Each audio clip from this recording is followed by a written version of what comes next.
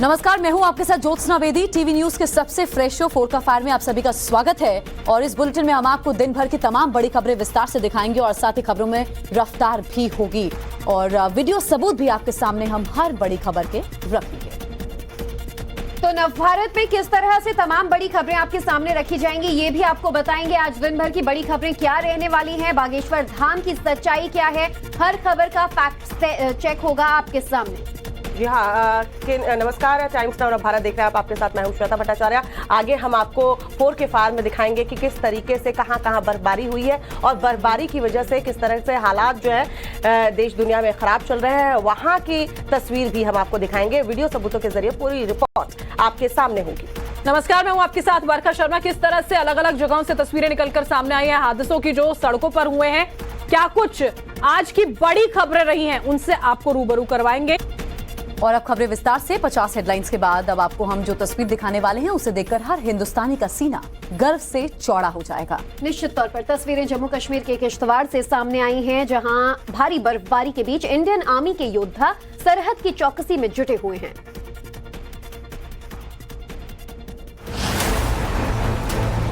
इलाका बेहद दुर्गम है। ये पूरा इलाका बर्फिस्तान बना हुआ है। बर्फीला तूफान चल रहा है, फिर भी हिंद के योद्धाओं के हौसले बुलंद हैं। हजारों फीट की ऊंचाई पर चारों तरफ बर्फ ही बर्फ जमी है। ठंड इतनी घातक है कि खून को भी जमा दे। फिर भी हिंद के रणबांकुरों का जोश हाई है। आंधी हो या तूफान, बारिश हो या फिर एवलांच, हिंदुस्तान के सूरमा हर परिस्थिति में मातृभूमि की रक्षा के लिए तैयार रहते हैं। इन तस्वीरों को देखकर हर देशवासी का सीना गर्व से चौड़ा हो जाएगा। तस्वीरें जम्मू कश्मीर के किश्तवाड़ से आई हैं, जहां भारी बर्फबारी के बीच इंडियन आर्मी के योद्धा शत्रु घाटी में सरहद की चौकसी कर रहे हैं। पहाड़ों और जंगलों में आर्मी के जवान भारी बर्फबारी के बीच बॉर्डर की सुरक्षा में जुटे हैं। आपको बता दें कि जैसे ही बर्फबारी शुरू होती है, नापाक दुश्मनों की घुसपैठ तेज हो जाती है। ऐसे में हमारे जवान दुश्मनों को मुंहतोड़ जवाब देने के लिए बर्फ में डटे हैं। इस वीडियो को इंडियन आर्मी ने जारी किया। अगली खबर भी जम्मू कश्मीर से ही है, जहां कोकेरनाग में एक बड़ा हादसा होते होते टल गया। यहां भारी बर्फबारी के बीच एक एम्बुलेंस सड़क पर फिसल गई। गनीमत ये रही कि एम्बुलेंस पलटी नहीं, काफी देर तक एम्बुलेंस बर्फ में ही फंसी रही। उसके बाद जेसीबी में जंजीर बांधकर एम्बुलेंस को बर्फ के बाहर निकाला गया, तब जाकर मरीज को अस्पताल पहुंचाया गया।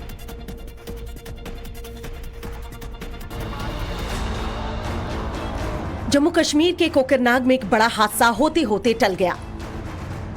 घटना देर रात की है, जहां भारी बर्फबारी के बीच एक एम्बुलेंस सड़क पर फिसल गई। गनीमत ये रही कि एम्बुलेंस पलटी नहीं, काफी देर तक एम्बुलेंस बर्फ में ही फंसी रही। घटना की खबर मिलते ही बचाव टीम मौके पर पहुंची। जेसीबी में जंजीर बांधकर एम्बुलेंस को बर्फ से बाहर निकाला गया। एम्बुलेंस मरीज को लेकर कोकरनाग जा रही थी। अगर बचाव टीम जल्द ही मौके पर नहीं पहुंचती तो मरीज की जान भी जा सकती थी।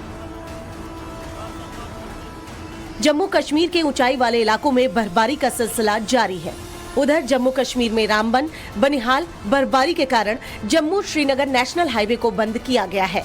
वहीं मौसम विभाग 22 जनवरी से 24 जनवरी तक जम्मू कश्मीर के कई इलाकों में तेज बारिश होने की संभावना भी जता रहा है।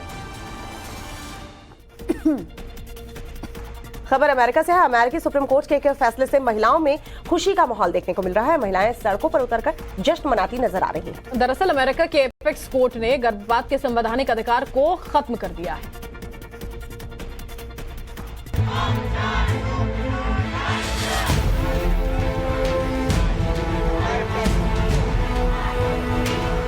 हाथों में बैनर पोस्टर लेकर हजारों लोग शहर में मार्च निकाल रहे हैं। मार्च में शामिल लोगों के चेहरों पर खुशियां झलक रही हैं।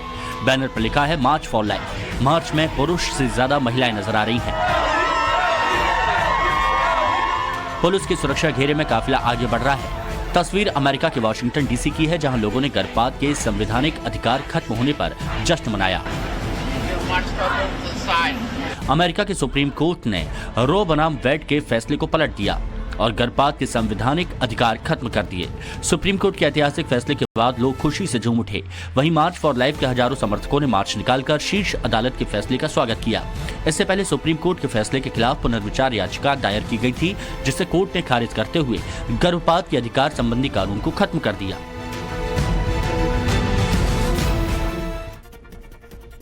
प्रयागराज में मौनी अमावस्या के मौके पर आस्था का सैलाब उमड़ पड़ा। इस मौके पर श्रद्धालुओं पर हेलीकॉप्टर से पुष्प वर्षा भी की गई। सीएम योगी आदित्यनाथ की तस्वीरें भी हम आपको दिखाएंगे। उन्होंने श्रद्धालुओं पर पुष्प बारिश करने के निर्देश भी दिए थे। आप भी देखिए आस्था का विहंगम दृश्य।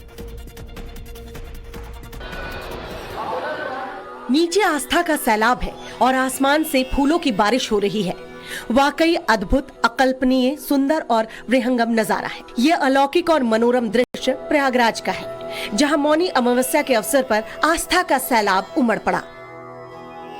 मौनी अमावस्या पर पवित्र संगम में डुबकी लगाने के लिए श्रद्धालु उमड़ पड़े। इस दौरान श्रद्धालुओं पर हेलीकॉप्टर से पुष्प वर्षा की गई। सीएम योगी आदित्यनाथ ने श्रद्धालुओं पर पुष्प बारिश करने के निर्देश दिए थे। हर तरफ लोगों का हुजूम नजर आया। दूर दूर से श्रद्धालु स्नान करने के लिए संगम नगरी पहुंचे।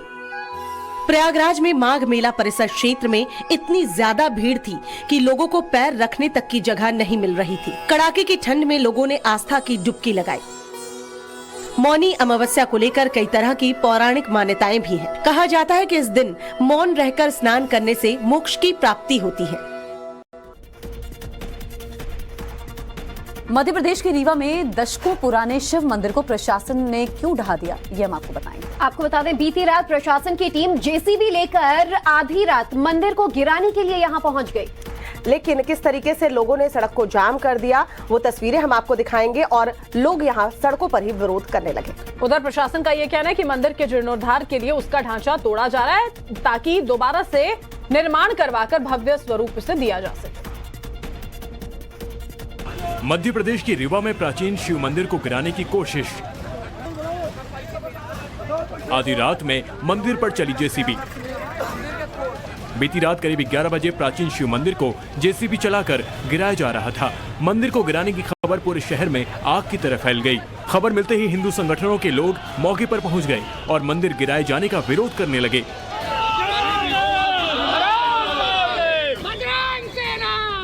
भगवान भोलेनाथ का मंदिर बीजेपी दफ्तर के पास है। मौके पर लोगों की काफी भीड़ इकट्ठा हो गई और लोगों के गुस्से को देखते हुए जेसीबी को वापस जाना पड़ा। श्रद्धालुओं ने मंदिर के पुजारी पर कॉम्प्लेक्स मालिक को लाभ पहुंचाने का आरोप लगाया है। हिंदू संगठनों का आरोप है कि कुछ नेताओं के इशारे पर मंदिर गिराया जा रहा है, जो हिंदुओं की आस्था के खिलाफ है। इस घटना के बाद मौके पर पुलिस और प्रशासन के आला अधिकारी भी पहुंच गए और प्रदर्शनकारियों को समझा बुझाकर शांत कराया। बहरहाल टाइम्स नाउ नव भारत ने आज बागेश्वर धाम के बाबा धीरेन्द्र कृष्ण शास्त्री के चमत्कार का लाइव टेस्ट भी किया। इस टेस्ट में जो सच बाहर आया वो कईयों के मुंह पर ताला लगा देने के लिए काफी है। ग्राउंड जीरो से हमारी ये एक रिपोर्ट देखिए। आप मुझे बताइए कि आपको समाधान भी दिया उन्होंने? हाँ जी, दिया है जी, दिया है समाधान भी। जो लोग ये कहते हैं कि यहाँ पर जो चमत्कार है वो झूठ है, क्या उन लोगों को इससे जवाब मिलेगा? वो भरोसा कर पाएंगे अभी? भरोसा कर पाएंगे जी, क्योंकि पहले मैं भी भरोसा नहीं करती थी। मेरे पापा अभी भी मेरे को बोलते कि ये सब चीज एकदम बकवास बातों में मत पड़ो, तुम ये भरोसे लायक नहीं है। बट मेरा दिल मेरा जानता था कि मेरा इष्ट, मेरा हनुमान जी भी जानता था कि मेरे को वो बुलाएंगे और वो मेरा हल निकालेंगे यहाँ पे। चलिए ठीक है, तो ये देखिए यहाँ पर जो जिनके साथ अभी वो चमत्कार हुआ वो हम आपको दिखा रहे थे और इन्होंने खुद बताया कि ये जानकारी नहीं थी, इन्होंने किसी तरह की कोई पर्ची नहीं दाखिल की थी, लेकिन इनका पर्चा खुला और उसके बाद इनकी समस्याओं को जानते हुए उसका समाधान भी दिया गया। आपको लगता है कि जो समस्या बता रहे हैं वो सबकी जेन्युइन समस्या है? हाँ। ये सब कुछ सही है? सब कुछ सही है। मैं खुद भी इस चीज पर विश्वास रखती हूँ और ये उसी की आस्था है। मैं इतने देर से अपने मन में ये बोल रही थी कि मेरे को भी बुलाया जाए करके, और फाइनली मैं एक बार फिर से अपने दर्शकों को बता दूं, जो अभी इस वक्त दिव्य दरबार चल रहा है उसमें 5 लाख लोगों में से किसी का भी नाम जो है वो सामने आ जाता है। और हमारे साथ जो अभी इस वक्त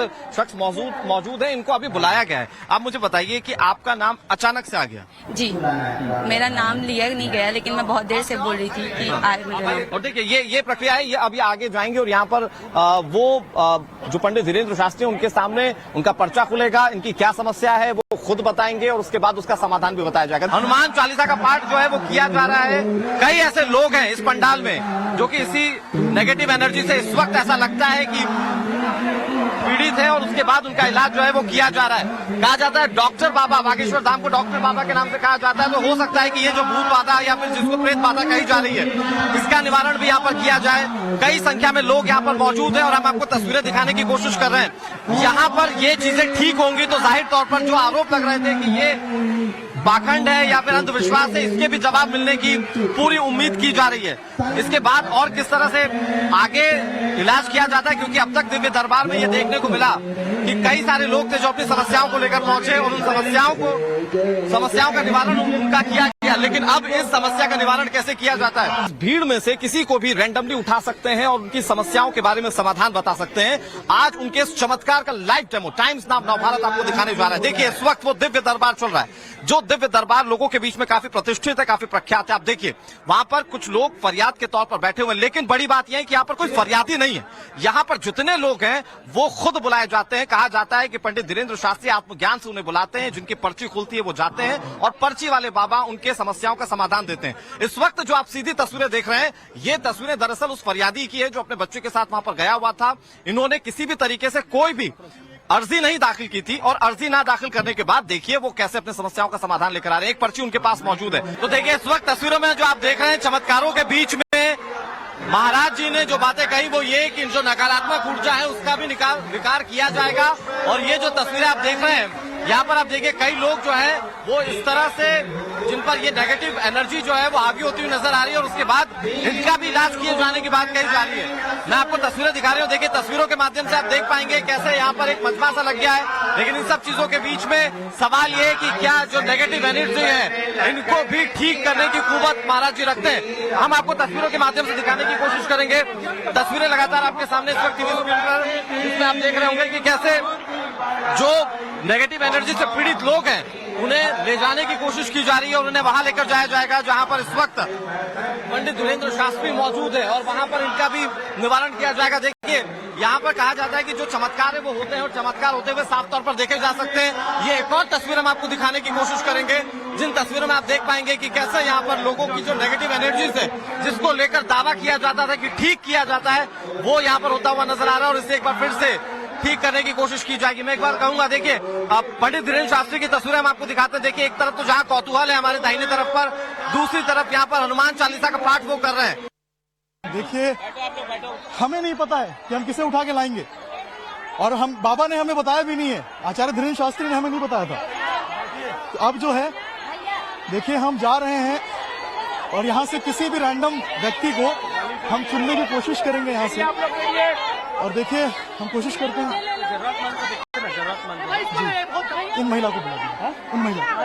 आपकी क्या दिक्कत है? मेरी 2016 से मेरी बच्ची साक्षी आज तक लापता है, जिसका कोई पता नहीं है। उसके पापा ने कहा है कि मैं उसे मार के बोरी में डाल के ट्रेन में छोड़ के आया हूँ, लेकिन आज तक पुलिस ने उसकी बॉडी भी तलाश नहीं की और 2016 से मेरी बेटी का कोई पता नहीं चल पाया। आप आइए बहन, ये देखिए ये जा रही हैं अभी। आप जुड़े तो नहीं? और नहीं रैंडम लेके आए हैं। ये रैंडम महिला है जिन्हें हम अंदर से लेके आए हैं और अब देखिए क्या होता है। ताली बजाओ। अब देखिएगा, ये अद्भुत बात ये है कि हमने बिफोर टाइम लिख करके रख लिया और हमने कहा कि आप एक व्यक्ति को उठा कर लाए। अब आप प्रश्न करिए,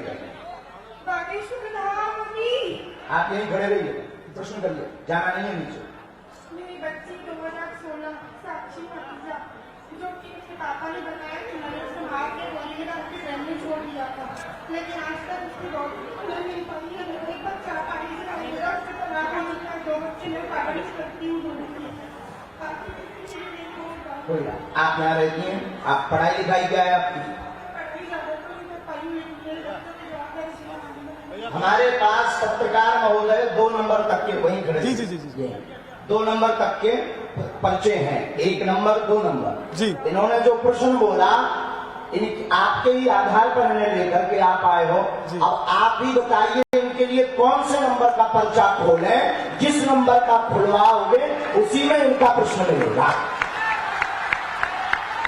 देखिए यहाँ पे अब ये भी है बाबा जी, 1 नंबर का पर्चा खोलो। मतलब बिफोर टाइम लिखा सो तो ठीक जी। 2 नंबर तक के पर्चा है, तुम 1 को कहोगे तो 1 में इनका प्रश्न, 2 को कहोगे तो 2 में है, और तुम बोलोगे वही जो हमारे बालाजी बुलवाएंगे।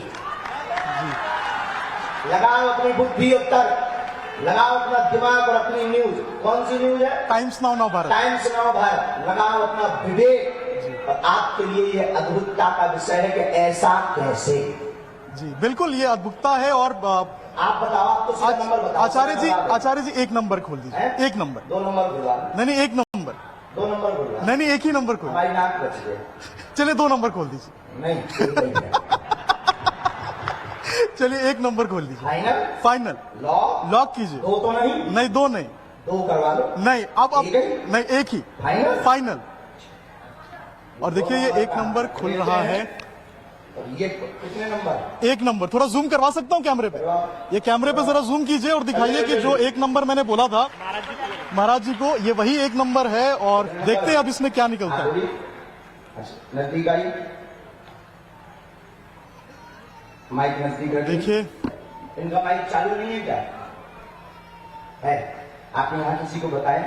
आप पढ़े लिखे? हमने लिखा आपकी बेटी का मर्डर हुआ जिसका रहस्य खुलेगा, बालक अपंग है, शरीर में शिथिलता है, झटका बनते हैं, ठीक होगा, वर्तमान में आर्थिक तंगी से जूझ रहे हैं, आपका तलाक आपकी स्वयं की गलती व विवाद के कारण हुआ है, जिसमें आपका पक्ष बहुत ज्यादा गलत था, आप ओवर बोल गई थी जिससे विवाद बना था, और भी एक गुप्त कारण है वो रहस्य बताने योग्य नहीं है और आप भी नहीं चाहती कि वो बताएं, क्योंकि कोई और मैटर था जिससे तलाक हुआ था, तो गलत आप हैं, रहस्य बाद में खुलेगा, ये ठीक होगा, आशीर्वाद है।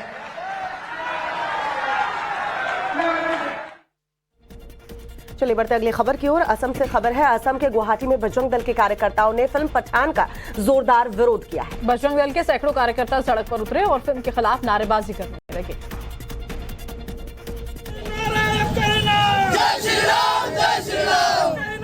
हाथों में भगवा झंडा और जुबां पर जय श्री राम के नारे। आधी रात में लोग पोस्टर जला रहे हैं। जय श्री राम और जय जय श्री राम के नारों से पूरा इलाका गूंज रहा है।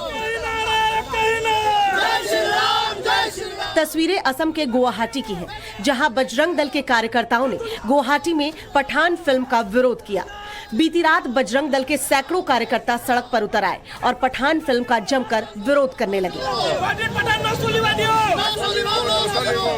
बजरंग दल के कार्यकर्ताओं ने सिनेमा हॉल में लगे पठान फिल्म के पोस्टर फाड़कर जला दिए और जय श्री राम के नारे लगाने लगे। प्रदर्शनकारियों ने आरोप लगाया कि शाहरुख खान ने बॉलीवुड का इस्लामीकरण करने की कोशिश की है, जो हम होने नहीं देंगे। आपको बता दें कि बॉलीवुड स्टार शाहरुख खान की बहुचर्चित पठान फिल्म 25 जनवरी को रिलीज होने वाली है। देश के सिनेमा घरों में पठान की टिकट की एडवांस बुकिंग भी शुरू हो चुकी है, लेकिन विरोध का सिलसिला भी थमने का नाम नहीं ले रहा। साउथ अमेरिकी देश पेरू आंदोलन की आग में लगातार झुलस रहा विरोध प्रदर्शनों का सिलसिला वहां लगातार जारी है। पुलिस और प्रदर्शनकारियों में लगातार झड़प हो रही है। प्रदर्शनकारी जहां पुलिस वालों पर पत्थर फेंक रहे हैं, वहीं पुलिसकर्मी प्रदर्शनकारियों पर आंसू गैस के गोले दाग रहे हैं।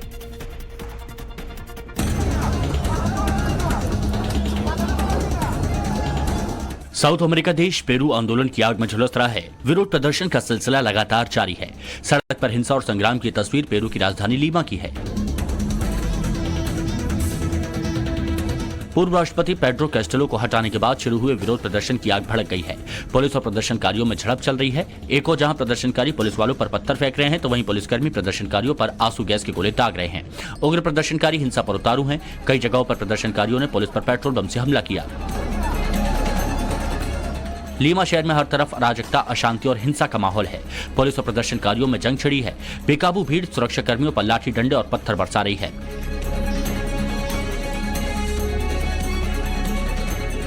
उधर पेरू के पूनो में करीब 150 प्रदर्शनकारियों ने एक पुलिस स्टेशन पर धावा बोल दिया, जिसमें कई पुलिसकर्मी जख्मी हो गए।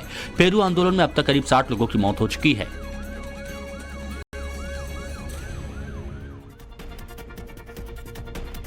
और अब हम आपको सर्बिया की तस्वीरें दिखाएंगे, जहां बाढ़ से हालात लगातार बिगड़ते जा रहे हैं। सर्बिया के दक्षिण इलाकों में हालात बद से बदतर हो रहे हैं। कुदरत ने ऐसी तबाही मचाई है कि सड़क और पुल सैलाब में बह गए। इसके साथ ही लैंडस्लाइड से भी कोहराम मचा हुआ है। भारी बारिश के कारण अचानक आई बाढ़ से लोगों का हाल बेहाल है। रिपोर्ट आपको दिखाते हैं, देखिए जरा।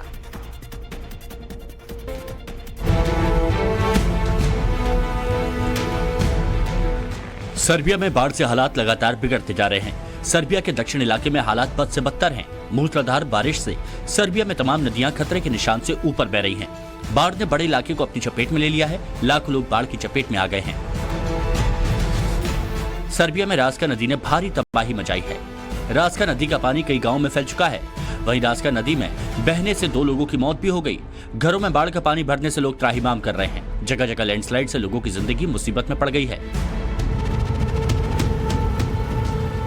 सर्बिया में कुदरत ने ऐसी तबाही मचाई कि सड़क और पुल सैलाब में बह गए। बाढ़ और बारिश के साथ साथ लैंडस्लाइड से भी कोहराम मचा है।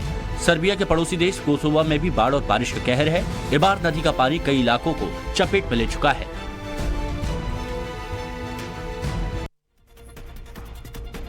और जम्मू में जिस जगह ब्लास्ट हुआ वहां से आपको दिखाएंगे सीधा ग्राउंड रिपोर्ट। बस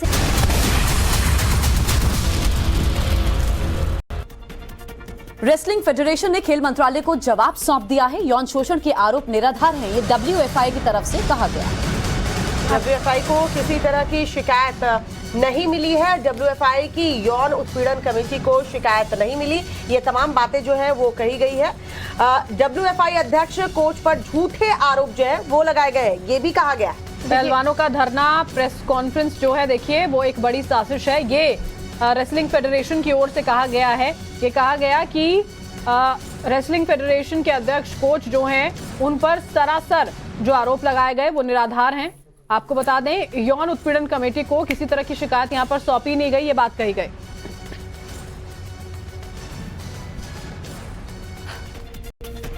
वहीं जम्मू के नरवाल में आतंकी हमला हुआ है। आधे घंटे के अंदर यहां पर 2 जोरदार धमाके हुए हैं, जिनमें 6 लोग जख्मी बताए जा रहे हैं। विस्फोट के बाद इलाके को सील कर दिया गया है। गाड़ियों की आवाजाही रोक दी गई है। जांच टीम और फोरेंसिक की टीम मौके पर पहुंची है। जम्मू के नरवाल इलाके में एक बड़ा आतंकी हमला हुआ है।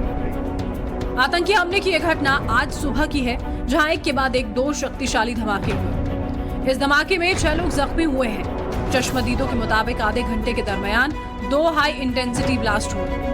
विस्फोट के बाद आसपास की गाड़ियां हिलने लगी और गाड़ियों के हिलने की ये तस्वीरें सीसीटीवी कैमरे में कैद हो गई। वहीं एनआईए ने इस हमले की जांच शुरू कर दी है। एनआईए के अधिकारी घटनास्थल पर जायजा लेने पहुंचे।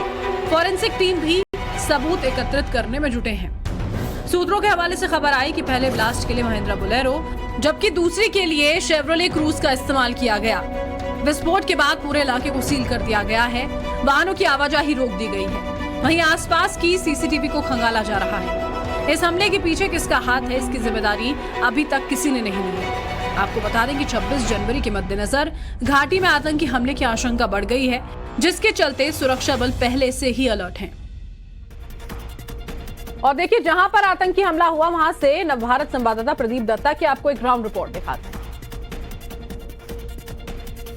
अभी मैं आपको दिखाता हूं। मैं इस समय यार्ड नंबर 7 ट्रांसपोर्ट नगर में हूं, जहां कुछ देर पहले 2 धमाके हुए हैं। 2 धमाके की वजह से आप 6 लोग जख्मी हो चुके हैं। उन्हें आप तो देखिए, इस समय यहाँ पे ये चल रहा है। ये इस समय यहाँ पे धमाका हुआ है और आप देखिए मैं यहाँ पे किस तरीके से पूरी तरह से इलाके को कॉर्डन किया गया है। इलाके को पूरी तरह से कॉर्डन किया गया है। जमावड़ा लगा हुआ है। पुलिस पूरी तरह से इलाके को सैनिटाइज कर रही है। उनको लगता है कि हो सकता है कि कोई और एक्सप्लोसिव डिवाइस भी हो। जम्मू को दहलाने की पूरी कोशिश आतंकवादियों की। ये 2 धमाके कुछ देर पहले होते हैं। एक धमाका, उसके बाद दूसरा धमाका, पूरी तरह से जम्मू को दहलाने की कोशिश। ये पहली बार नहीं है कि जब जम्मू के इलाके में ब्लास्ट हुआ है। हमने देखा कि पिछले कुछ महीने पहले उधमपुर में भी बस में 2 धमाके हुए थे।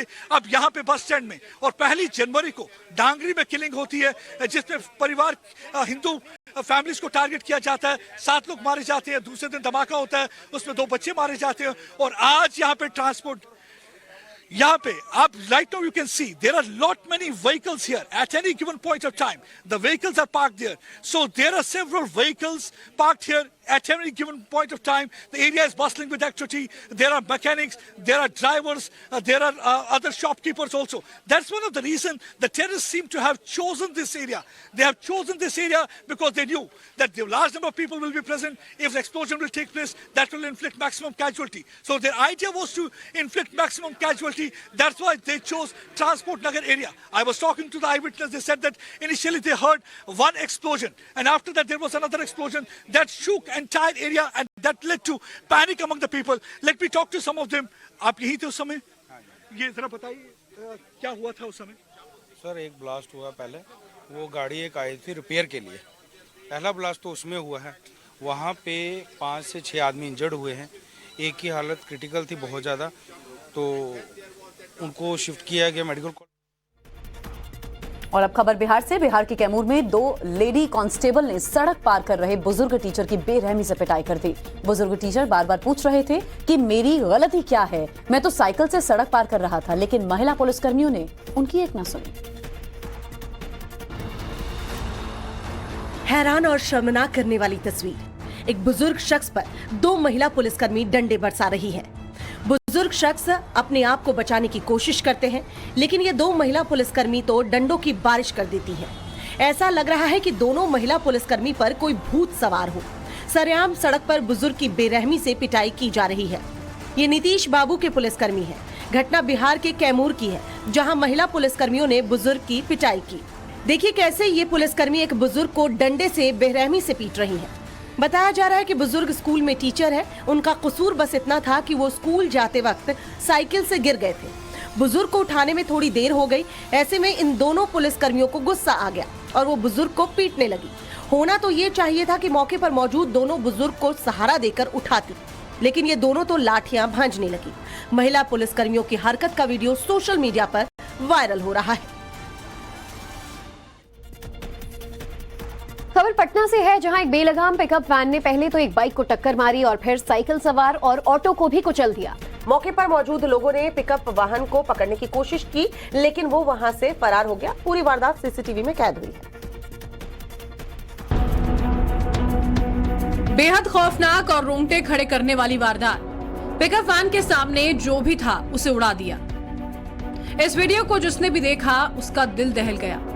बेलगाम पिकअप वैन ने पहले एक बाइक को टक्कर मारी, फिर साइकिल सवार और एक ऑटो को उड़ा दिया। ये घटना पटना के मालसलामी थाना क्षेत्र की है, जहां कटरा बाजार में बेकाबू पिकअप वैन कई लोगों को रौंदते हुए निकल गई। इस दौरान बाइक सवार, साइकिल सवार और ऑटो सवार यात्री घायल हो गए। बताया जा रहा है कि तेज रफ्तार से पिकअप वैन दीदारगंज की तरफ से आ रही थी। लोगों का कहना है कि चालक नशे की हालत में था। मौके पर मौजूद लोगों ने पिकअप वाहन को पकड़ने की काफी कोशिश की, लेकिन वो वहां से फरार हो गया। ये पूरी वारदात सीसीटीवी कैमरे में कैद हो गई है। पुलिस सीसीटीवी फुटेज के आधार पर आरोपी चालक की तलाश कर रही है। हैदराबाद से खबर, जहां पार्किंग को लेकर 2 गुटों में विवाद हो गया और विवाद इतना बढ़ गया कि एक पक्ष के जो लोग थे उन्होंने दूसरे पक्ष पर सरेआम चाकू से वार कर दिया। इस हमले में देखिए एक शख्स गंभीर रूप से जख्मी हो गया है। पुलिस मामला दर्ज कर आगे की कार्रवाई में जुट गई है। वीडियो सबूतों में आप पूरी खबर देखिए।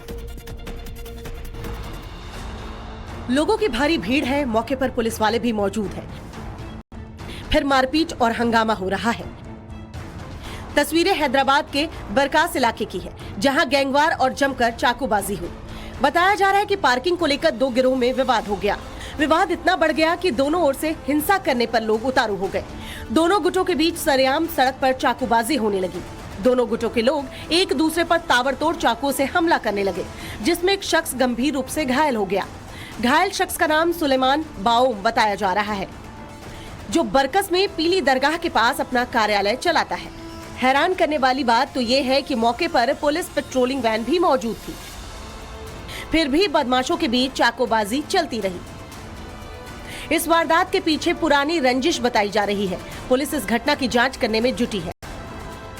पुलिस ने 2 उपद्रवी समेत 4 लोगों के खिलाफ मामला दर्ज कर लिया है। दिल्ली के दिल कनॉट प्लेस में आग लगने से हड़कंप मच गया है, जिसके बाद इलाके में अफरा तफरी का माहौल बन गया। फायर ब्रिगेड को आग लगने की सूचना दी गई, जिसके बाद दमकल की 4 गाड़ियां मौके पर पहुंची और जल्द ही आग पर काबू पाया गया।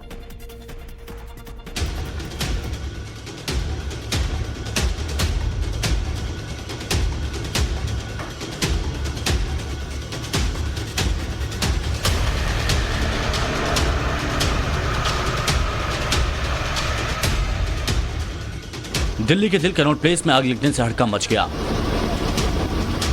आग एक होटल के किचन में लगी। आग लगने के बाद बिल्डिंग से धुआं निकलने लगा। इस घटना के बाद लोगों में कोहराम मच गया और होटल में मौजूद कर्मचारी फौरन बाहर निकल आए। फायर ब्रिगेड को आग लगने की सूचना दी गई, जिसके बाद दमकल की 4 गाड़ियां मौके पर पहुंची और आग पर काबू पाया। आग सुबह करीब 9 बजे लगी। आग इतनी विकराल थी कि धुएं का गुबार दूर तक दिखा। इस घटना में होटल जलकर राख हो गया। अभी यह भी नहीं पता चल सका है कि आग किस वजह से लगी। गनीमत रही कि इस अग्निकांड में कोई हताहत नहीं हुआ। शॉर्ट सर्किट से आग लगने की आशंका जताई जा रही है। पुलिस जांच कर रही है। फोर का फायर के बाद अब आगे